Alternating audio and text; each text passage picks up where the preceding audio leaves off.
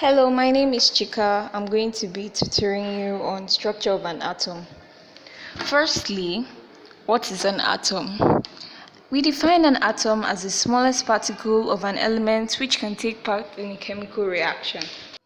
And now let's listen to our great scientist theories on atom. In 1803, John Dalton proposed a theory that said that atoms can neither be created nor destroyed.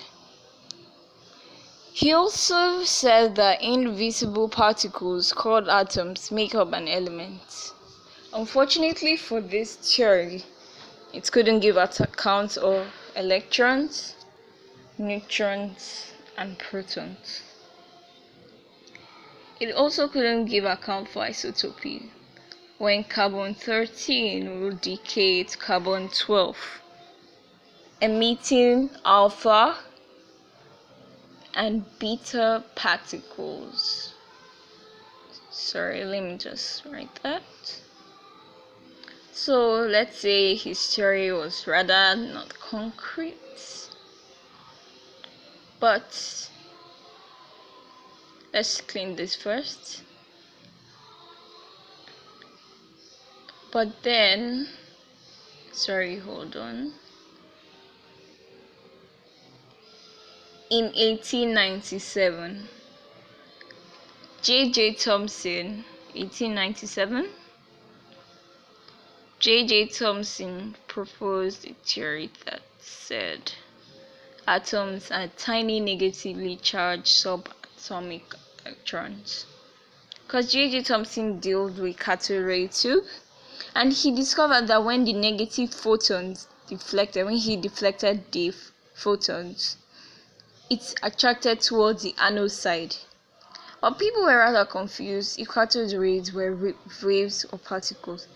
So then he used the plum pudding to explain, or let's say muffin. The muffin here will be the positive, and the raisins will act as negative charge. So that theory rather lasted for a while, until Rutherford's experiment came in 1911.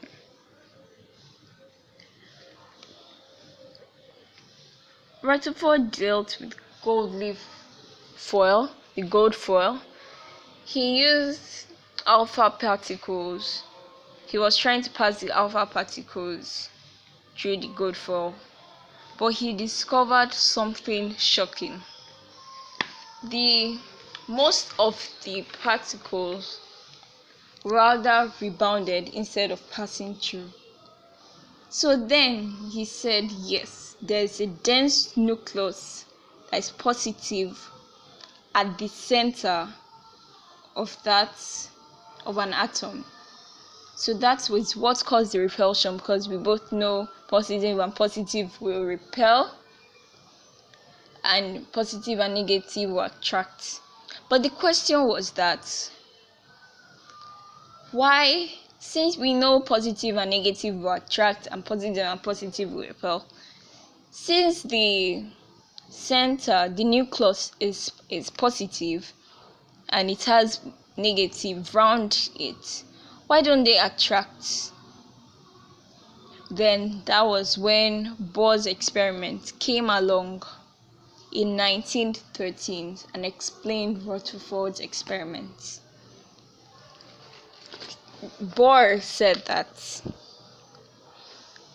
these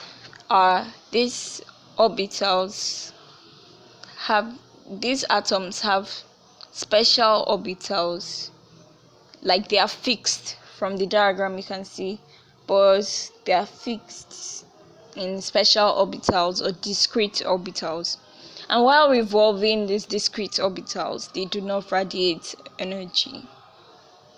So that was the theory for these 4 scientists. There are still more